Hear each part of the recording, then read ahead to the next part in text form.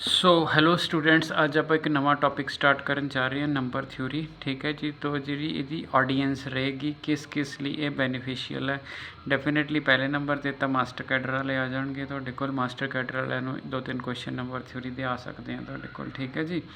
दूसरे नंबर ते regional olympiad mathematics की ओलंपियाड जिसने देनी होवे 11-12 के स्टूडेंट्स। ठीक है। प्राइवेट पब्लिशर वाली ओलंपियाड नहीं, असली च रीजनल और नैशनल ओलंपियाड जिसकी ट्रेनिंग बाबा एटॉमिक रिसर्च सेंटर च लगती है वो वाला। तीसरा KVPY। ठीक है जी। तो ISI की होंगे इंडियन स्टैटिस्टिकल इंस्टीट्यूट। ठीक है। इन्होंने नंबर थ्योरी कितने ना कितने पूछी जाती हैगी है। तुहाडे कोल UGC नेट है, MSc है, वो तो सारिया चीज़ां हैगियां ही हैं, बट जिहड़ा हैगा तुहाडे कोल मतलब काफ़ी थां ते जिथे नंबर थ्योरी बड़ी ठीक ठाक ढंग नाल पूछी जाती है। और 11 तो लैके MSc सब लिए बेनीफिशियल है अगर हायर एम रखा हुआ है। ठीक है जी। सब तो पहला डिविजिबिलिटी डेफिनेशन डिविजिबिलिटी। ठीक है जी। एक तो नोटेशन का ख्याल रखना A B नू divide A is said to divide B। A B नू डिवाइड करेगा इदा सीधी line if there exist C belong to integer such that B is equal to AC। ठीक है जी। सो डिविजिबिलिटी की डेफिनेशन बड़ी ठीक ठाक ढंग नाल क्लीयर चाहिए है तुहाडे कोल। ठीक है। A is said to divide B if there exist C belong to integer such that B is equal to AC। ठीक है जी। B AC के बराबर हैगा जे मतलब आप कहीए 2 12 नू डिवाइड करता तो यदा मतलब आ थोड़ा ए हो गया थोड़ा B। यदा मतलब 12 is equal to B is equal to AC होना चाहिए। ठीक है। Sorry 12 is equal to A 2 तो C इंटीजर आना चाहिए। हुण C की वैल्यू असी 6 लभ सकते हैं। यदा मतलब 2 12 नू डिवाइड करता है। उल्टा लभोगे जे 12 divide 2 is equal to 12 into C आ जाएगा। C की वैल्यू 1/C है तो इंटीजर नहीं हैगी। यदा मतलब जी 12 जिहड़ा 2 नू डिवाइड नहीं करता 2 12 नू डिवाइड कर दिंदा हैगा तुहाडे कोल। ठीक है जी। सो नंबर 1 ते सानू डिविजिबिलिटी की डेफिनेशन ठीक ठाक ढंग नाल क्लीयर होवे। ठीक है। लैक्चर मैं छोटे छोटे रखूँगा पर इन्नी गारंटी है अगर मैं 12 लैक्चर 13 लैक्चर या 15 लैक्चर बना देना, कमिटमेंट मैं कोई नहीं करता हैगा तुहाडे कोल कित्थे तक जाऊ। ठीक है जी। तो पर अगर ये बना देना तो मास्टर कैडर होवे चाहे थोड़ी ओलंपियाड होवे और बहुत कुछ तुहानू कोई MSc चों उहदा भी पता लग जाएगा। ठीक है जी। सो डिविजिबिलिटी की डेफिनेशन क्लीयर होगी। हुण आपां नू डिविजिबिलिटी के रूल चाहिए तुहाडे कोल। ठीक है जी। सो डिविजिबिलिटी के रूल। सो रूल नंबर 1 कुछ सिर्फ सबजैक्ट जनरेट करने लई फाउंडेशन बनाने लई कुछ चीज़ों के प्रूफ दूँगा, उस तो बाद बाकी तुसी खुद एक्सप्लोर कर लियो भी आ पॉसिबिलिटीज़ हो सकती हैं। मतलब अगर A B नू डिवाइड करता एंड B C नू डिवाइड करता तो it employee A divide C। ठीक है जी। सो ये ट्रांजिटिविटी है वैसे डिविजिबिलिटी की, बट ये चीज़ का आप प्रूफ देना होवे तो किस तरह हैगा। ठीक है जी। मैं दोबारा कह रहा हर चीज़ का प्रूफ नहीं क्योंकि मैं 100 लैक्चर नहीं बनाने हैगे। और सब तो मेन चीज़ है कि ऑब्जेक्टिव क्वेश्चन अटैम्प्ट करने ने तुसी। ठीक है। तो एक आइडिया होवे, कुछ प्रूफ जरूर दूँगा कि बच्चे को पता लग जाए, थोड़ी फाउंडेशन अच्छी हो जाए। हुण देखो अगर A डिवाइड्स B है ना। ठीक है। तो यदा सोल्यूशन समझ लो चाहे प्रूफ निकल लो। It means B is equal to A into कोई लैमडा। लैमडा 1 की होएगा इंटीजर। लैमडा लिखो x1 लिखो y1 लिखो, थोड़ी चिंता चाहिए तो B की वैल्यू होगी जी। इस तरह B डिवाइड C सीगा it implies C is equal to B उरे lambda 2 belong to integer. Divisibility की डेफिनेशन लगाई है, होर कुछ नहीं किया जी तुहाडे को। ठीक है जी। हुण चाहुंदे की हो A तो C च रिलेशन चाहते हो, आ B की वैल्यू ना लिया के उरे पुट कर दो। B की वैल्यू A लैमडा 1 लैमडा 2 आ गई है ना। अब लैमडा 1 इंटू लैमडा 2 इंटीजर्स ने वाई इंटीजर्स प्रोडक्ट एक क्लोजर प्रॉपर्टी है। जो ना कोई 11 हुंदा वो हैरान जिहा हुंदा भी क्लोजर प्रॉपर्टी किवें लिखती। वैसे हैरान नहीं होना चाहिए, ये 6वीं की किताब में भी लिखी है। अगर 2 इंटीजर आपस में प्रोडक्ट खाण तो प्रोडक्ट क्लोज होंदी है, वो फिर इंटीजर ही रह जाता। A नाल कोई इंटीजर बराबर है C, ਇਹਦਾ मतलब A डिवाइड्स C। आ देखो पहला पिछली वाली डेफिनेशन। ठीक है। अगर आप आ देखिए तुहाडे कोल। ठीक है। B is equal to AC है ना। तो A नाल समथिंग है तो A ने B नू डिवाइड करना, वो जो समथिंग है वो कौन होना चाहिए, इंटीजर होना चाहिए तुहाडे कोल। ठीक है जी। ਇਹਦਾ मतलब क्या होया तुहाडे कोल। ठीक है। ਬਈ C ਇਜ਼ ਇਕਲ ਟੂ ਤੁਹਾਡੇ ਕੋਲ ਜਿਹੜਾ ਹੈਗਾ ਏ A ਤੇ ਜਿਹੜਾ ਹੈਗਾ ਇਹਨੇ ਡਿਵਾਈਡ ਕਰਤਾ। ਸੋ ਇਹ ਤੁਹਾਡਾ ਰੂਲ ਨੰਬਰ 1 ਸੀਗਾ ਜਿਹੜਾ ਆਪਾਂ ਨੇ ਕਲੀਅਰ ਕਰ ਦਿੱਤਾ।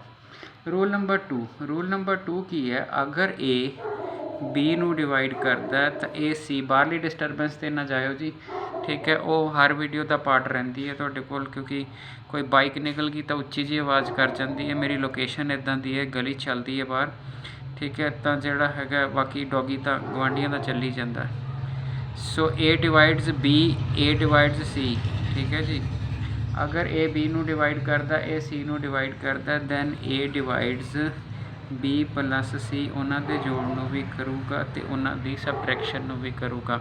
ਅਗਰ ਤੁਸੀਂ B ਨੂੰ ਡਿਵਾਈਡ ਕਰਦੇ ਹੋ, ਤੁਸੀਂ A C ਨੂੰ ਕਰਦੇ ਹੋ, ਤਾਂ ਤੁਸੀਂ ਉਹਨਾਂ ਦੇ ਜੋੜ ਨੂੰ ਵੀ ਕਰੋਗੇ ਅਤੇ ਉਹਨਾਂ ਦੇ ਉਹਨੂੰ ਵੀ ਕਰੋਗੇ, ਡਿਫਰੈਂਸ ਨੂੰ ਵੀ ਕਰੋਗੇ। ਕਰਕੇ ਦਿਖਾਵਾਂ।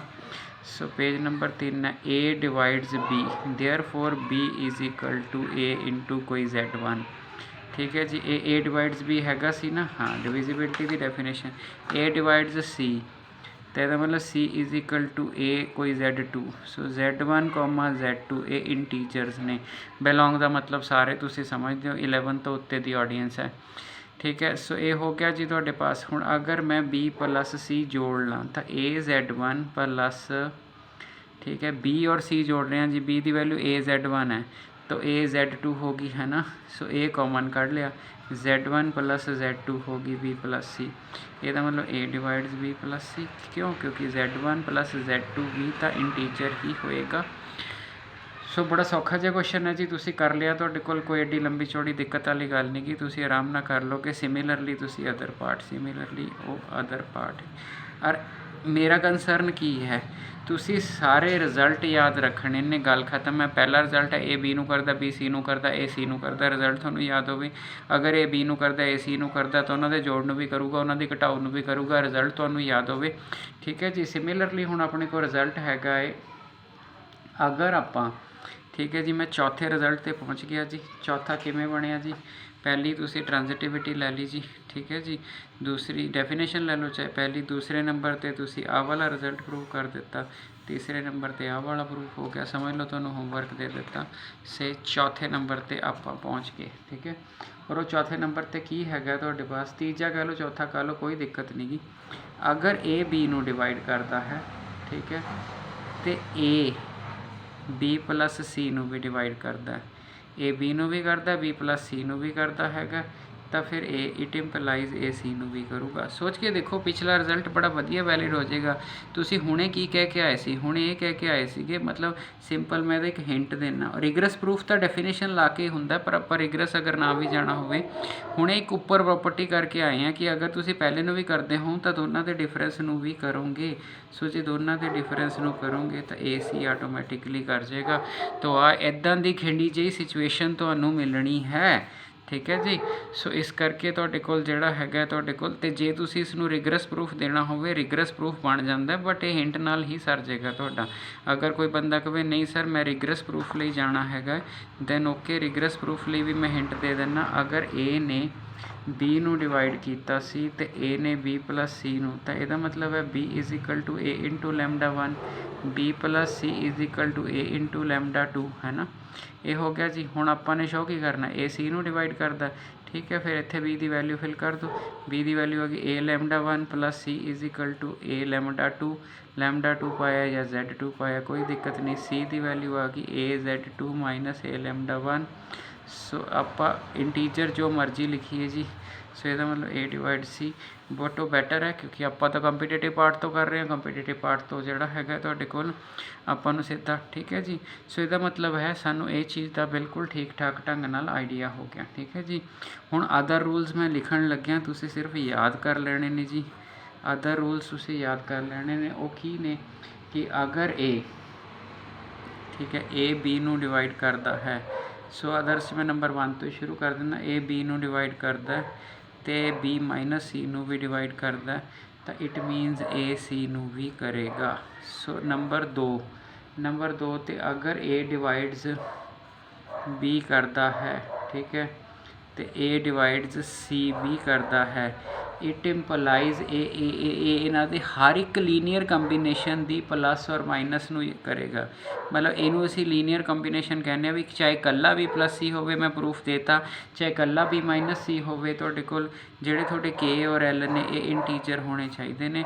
ਮਤਲਬ ਕਿਸੇ ਵੀ ਤਰ੍ਹਾਂ ਦਾ ਲੀਨੀਅਰ ਕੰਬੀਨੇਸ਼ਨ ਦੋ ਚੀਜ਼ਾਂ ਇਕੱਠੀਆਂ ਕਰ ਲਓ, ਤੁਹਾਡੇ ਕੋਲ ਜਿਹੜਾ ਹੋਏਗਾ ਹੀ ਹੋਏਗਾ। ਠੀਕ ਹੈ ਜੀ। ਸੋ ਇਹ ਵਾਲੀ ਚੀਜ਼ ਇਹ ਬੜਾ ਨੋਟ ਕਰ ਲੈਣਾ, ਇਹ ਬਹੁਤ ਜ਼ਿਆਦਾ ਕੰਮ ਆਏਗਾ ਆਪਣੇ। ਠੀਕ ਹੈ ਜੀ। ਤੀਸਰਾ ਰਿਜ਼ਲਟ ਜਿਹੜਾ ਮੈਂ ਲਿਖਣ ਲੱਗਿਆ ਵਾਂ ਉਹ ਇਹ ਹੈਗਾ ਕਿ ਅਗਰ A ਡਿਵਾਈਡਸ B ਨੂੰ ਕਰਦਾ ਹੈ ਐਂਡ B ਡਿਵਾਈਡਸ A ਕਰਦਾ ਹੈ, ਇੱਕ ਹੀ ਪੋਸੀਬਿਲਿਟੀ ਬਣੇਗੀ A is equal two plus minus B। ਬੜਾ ਛੋਟਾ ਨਹੀਂ ਹੋ ਸਕਦੇ ਉਹ, ਪਲੱਸ ਮਾਈਨਸ ਦਾ ਹੀ ਫਰਕ ਰਹੇਗਾ, ਕਿਉਂਕਿ ਛੋਟੀ ਵੱਡੇ ਨੂੰ ਡਿਵਾਈਡ ਕਰਦੀ ਹੈ, ਵੱਡੀ ਛੋਟੇ ਨੂੰ ਡਿਵਾਈਡ ਹੀ ਨਹੀਂ ਕਰਦੀ ਤੁਹਾਡੇ ਕੋਲ। ਠੀਕ ਹੋ ਗਿਆ ਜੀ। ਸੋ ਇਸ ਚੀਜ਼ ਦਾ ਆਪਾਂ ਨੇ ਖਿਆਲ ਰੱਖਣਾ ਹੈਗਾ।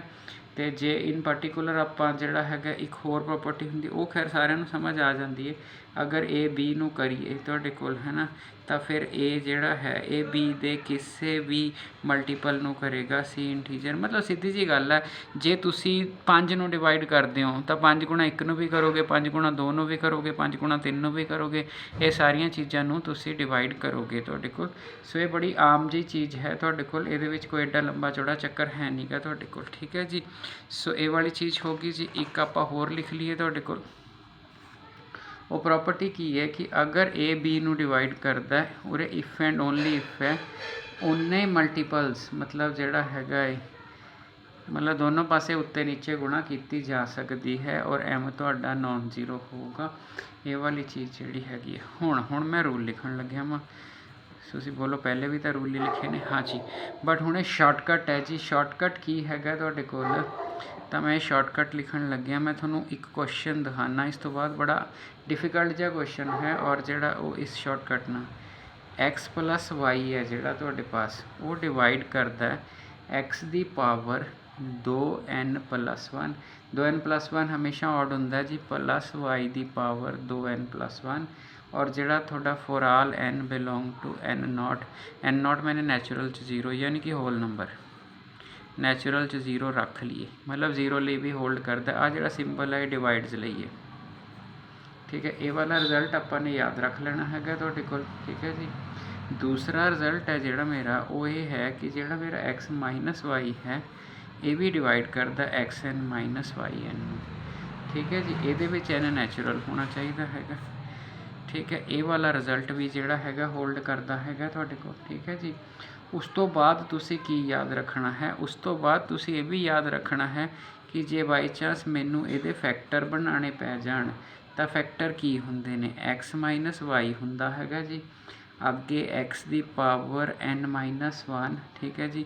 y ਨਾਲ ਰੱਖਣਾ ਤਾਂ 0 ਰੱਖ ਲਓ ਸਿਰਫ ਉਹ ਲੌਜਿਕ ਲਾਉਣ ਲਈ, ਅੱਗੇ x ਦੀ ਪਾਵਰ n ਮਾਈਨਸ 2, y ਦੀ 1 ਕਰ ਦੇਣਾ ਤੁਹਾਡੇ ਪਾਸ, ਅੱਗੇ x ਦੀ n ਮਾਈਨਸ 3, y ਦੀ 2 ਕਰ ਦੇਣਾ। ਠੀਕ ਹੈ। ਮਤਲਬ ਤਾਂ ਜੋ ਪਾਵਰ ਐਡ ਕਰਕੇ n ਉਹੀ ਬਣੇ ਤੁਹਾਡੇ ਕੋਲ, ਅਤੇ ਲਾਸਟ ਵਿੱਚ ਜਾ ਕੇ y ਦੀ ਵੱਧ ਰਹੀ ਹੈ n ਮਾਈਨਸ 1 ਅਤੇ x ਦੀ ਪਾਵਰ 0। ਸੋ ਆ ਇਹਦੇ ਫੈਕਟਰਸ ਹੁੰਦੇ ਨੇ। ਇਹ ਵਾਲੇ ਫੈਕਟਰਸ ਵੀ ਤੁਸੀਂ ਯਾਦ ਰੱਖਣਾ। ਠੀਕ ਹੈ ਜੀ। ਇਹ ਬਹੁਤ ਅਗਰ ਨੰਬਰ ਥਿਊਰੀ ਦੀ ਗੱਲ ਕਰੀਏ ਇਹ ਰਿਜ਼ਲਟ ਬੜਾ ਠੀਕ ਠਾਕ ਵੈਲਿਊਏਬਲ ਰਿਜ਼ਲਟ ਹੈ, ਬੜਾ ਇਹਨੇ ਕੰਮ ਆਉਣਾ ਹੈਗਾ ਤੁਹਾਡੇ ਕੋਲ। ਠੀਕ ਹੈ ਜੀ। ਆਪਾਂ ਹੁਣੇ ਕੁਐਸਚਨ ਲਿਖਦੇ ਹਾਂ। ਹੁਣ ਇਸੇ ਤਰ੍ਹਾਂ ਉਹਦੇ ਜਿਹੜੇ ਫੈਕਟਰ ਨੇ x ਦੀ ਪਾਵਰ 2n ਪਲੱਸ 1। ਠੀਕ ਹੈ ਜੀ। ਅਤੇ ਜਿਹੜਾ ਹੈਗਾ ਪਲੱਸ y ਦੀ ਪਾਵਰ 2n ਪਲੱਸ 1, ਇਸ ਨੂੰ ਵੀ ਮੈਂ ਫੈਕਟੋਰਾਈਜ਼ ਕਰ ਸਕਦਾ ਹਾਂ, ਉਹ ਬਣੂਗਾ x ਪਲੱਸ y। ਠੀਕ ਹੈ ਜੀ। ਹੁਣ ਇਹਦਾ ਮਤਲਬ ਇੱਕ ਘਟਾ ਕੇ ਲਿਖਣੀ ਹੈ, x ਦੀ ਪਾਵਰ 2n। ਠੀਕ ਹੈ। y ਦੀ ਪਾਵਰ 0। ਠੀਕ ਹੈ। ਤੁਸੀਂ ਇੱਕ ਚੀਜ਼ ਦਾ ਖਿਆਲ ਰੱਖਣਾ ਜੀ, ਜਦੋਂ ਇਹ ਮਾਈਨਸ ਹੈ ਤਾਂ ਇਹ ਸਾਰੀ value plus plus plus plus 'ਚ ਹੈ। ਜਦੋਂ ਇਹ ਪਲੱਸ ਹੈਗਾ ਤੁਹਾਡੇ ਕੋਲ, ਉਸ ਕੇਸ ਵਿੱਚ ਜਿਹੜੀ ਵੈਲਿਊ ਹੈ ਉਹ ਅਲਟਰਨੇਟ ਸਾਈਨ ਲੈਂਦੀ ਹੈ। ਅਲਟਰਨੇਟ ਸਾਈਨ ਦਾ ਮਤਲਬ ਹੈ ਅਗਲਾ ਮਾਈਨਸ ਦਾ ਹੋਊਗਾ 2n ਮਾਈਨਸ 1, y ਦੀ ਵੈਲਿਊ 1, ਫਿਰ ਅੱਗੇ ਹੋਊਗਾ plus 2n minus 2, sorry x ਦੀ ਵੈਲਿਊ ਹੈ ਇਹ। ਠੀਕ ਹੈ। x ਦੀ ਵੈਲਿਊ 2n ਮਾਈਨਸ 2, y ਦਾ ਨਾਲ ਸਕੇਅਰ ਐਂਡ ਸੋ ਚੱਲੀ ਜਾਣਾ, ਲਾਸਟ ਵਿੱਚ y ਦੀ ਪਾਵਰ 2n ਰਹੇਗੀ ਐਂਡ ਵਾਲੀ ਵੈਲਿਊ। ਸੋ ਇਹ ਵਾਲੀ ਵੈਲਿਊ ਜਿਹੜੀ ਹੈਗੀ ਆ, ਹੁਣ ਇੱਥੇ ਬਿਲਕੁਲ ਸਿੱਧਾ ਜਿਹਾ ਲੌਜਿਕ ਆਉਂਦਾ, ਬੰਦਾ ਕਹਿੰਦਾ ਮਤਲਬ ਇਹਦਾ ਸਰ ਯੂਜ਼ ਦੱਸੋ ਜੀ ਕੀ ਹੈ। ਇਹ ਤਾਂ ਸਾਨੂੰ ਛੋਟੇ ਹੁੰਦੇ ਤੋਂ ਹੀ ਪਤਾ ਤੁਹਾਡੇ ਕੋਲ, ਹੁਣ ਤੁਸੀਂ ਯੂਜ਼ ਦੇਖੋ ਜ਼ਰਾ। ਠੀਕ ਹੈ। ਉਹ ਕੀ ਹੈਗਾ ਤੁਹਾਡੇ ਕੋਲ, ਮਤਲਬ ਮੈਨੂੰ ਕੁਐਸਚਨ ਆਇਆ ਕਹਿੰਦਾ 1 ਦੀ ਪਾਵਰ ਨੰਬਰ ਥਿਊਰੀ ਦੇ ਕੁਐਸਚਨ ਡਰਾਣੇ ਇੰਨੇ ਹੁੰਦੇ ਨੇ ਨਾ, 1 ਦੀ power 1997, 2 the power 1997, 3 the power 1997 and ਜਿਹੜਾ ਹੈਗਾ ਤੁਹਾਡੇ ਪਾਸ 1996 ਦੀ ਪਾਵਰ 1997, ठीक है, इज़ डिविजिबल बाय 1996, 1997, 1998 के 1999 एक टिक करना है दे इन्हां दे विचों तुहाडे कोल। ठीक है जी, हुण जे सीधी जी गल है सोल्यूशन तो इदां तो मैं बहुत क्वेश्चन डिस्कस करने हैं तुहाडे नाल। ठीक है, सो स्किप कर करके ना देखियो फिर पता नहीं लगता है। ठीक है, सो 1 की पावर 1997, 2 की पावर 1997, 3 की पावर 1997 इस डिविजिबल बाय तुहाडे कोल जिहड़ा हैगा। ठीक है, हुण तुसीं ध्यान नाल देखो तुहाडे कोल, देखो जे किसी बंदे ने तुक्का मारना होवे वो दो ही ऑप्शन है देखो, या कहूगा 97 उत्ते चलदा आ मार दे, या कहूगा एंड 96 आ मार दे तुक्का, होर तां कोई लॉजिक नहीं पर तुक्का है वो। ठीक है, हुण तुसीं ध्यान नाल देखो आ 1 ते आ 1996 अगर मैं पेयर करा 1 की पावर 1997 जमा 1996 की पावर 1997 पेयर बन गया। फिर मैं इधरों 2 ले ला, आ रहा है ना मेरा 2 1997, उधरों मैं ले ला वो पीछे जाऊगा तो 1995। ठीक है, सो देखो आप पेयर बनते जा रहे हैं। ठीक है, ऐदा ऐदा पेयर बना लोगे तुहाडे कोल। ठीक है, एंड च की जाएगा ये वध रहा 1 2 इत्थे 998 आ जाएगा, करके देख लियो जे लगता हो डाउट है। उधरों कितना आ जाएगा 999। ठीक है, सो ये नंबर थ्योरी की खासियत है, तो यह जे क्वेश्चन तो MSc वाले डर जाते हैं भी आ की पा दिता तुहाडे कोल। ठीक है जी, सो 1 की पावर 1900 जिहड़ा हैगा तुहाडे कोल 97 ते आ। हुण जरा इस विच लॉजिक देखियो तुहाडे कोल जिहड़ा हैगा है बड़े ध्यान नाल तुहानूं एक चीज़ पढ़ाई गई है और की आ पिछे रिजल्ट पढ़ाया और रिजल्ट बड़ा ठीक ठाक सी कि जिहड़ा x + y है वो डिवाइड पता की करता है, x दी अगर 2n+1 है तो y दी 2n+1 है। ठीक है, मतलब तुहाडे कोल अगर आपां x + y जिहड़ा हैगा तुहाडा ये डिवाइड करदा हैगा तुहाडे कोल आपां नूं रूल की है बई इनू x + y डिवाइड करता है। ठीक हो गया जी, हुण ज़रा मेरी गल ध्यान नाल सुनना तुहाडे कोल। ठीक है, आ x है आ y है। ठीक है जी, x + y देखिए आ x + y है ना, वो कुछ भी पावर है ऑड पावर होनी चाहिए। ठीक है ना, और 1997 ऑड है।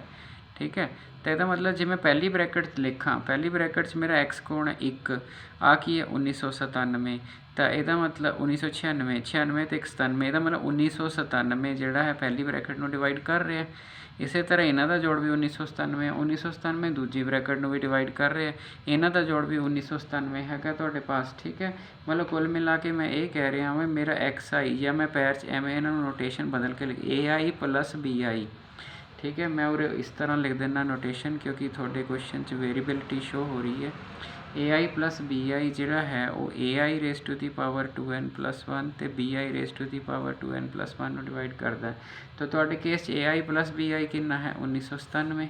ठीक है जी, और इन्हें डिवाइड की करना है तुहाडे कोल देख लो ये टोटल x + y डिवाइड किनू करता ऑड पावर जोड़ नूं। ठीक है, अजोड़ है जिहड़ा तुहाडे कोल आ वाली पॉसिबिलिटी हैगी है तुहाडे कोल। ये देखो क्वेश्चन है कि आ सेम होनी चाहिए है छत उत्ते ते ऑड होनी चाहिए है, आ सेम भी हैगी है आ ऑड भी हैगी है। ठीक है, अगले स्टैप भी आ सेम है ऑड है, जिहड़ा जोड़ना है वो भी x + y ही है। तो फिर इसका मतलब तुसी पहले खाने में भी 1997 ना डिवाइड करते हो, दूजे भी तीजे भी तो लास्ट में भी, इसका मतलब इसका आंसर 1997 आना है। ठीक है जी, सो इन्ना कर लो जी। नैक्सट विच हर एक चीज़ की ऑप्शनस ट्राई करांगे। पहला लैक्चर थोड़ा सौखा सीगा बट करने तो सारे ही। Thank you.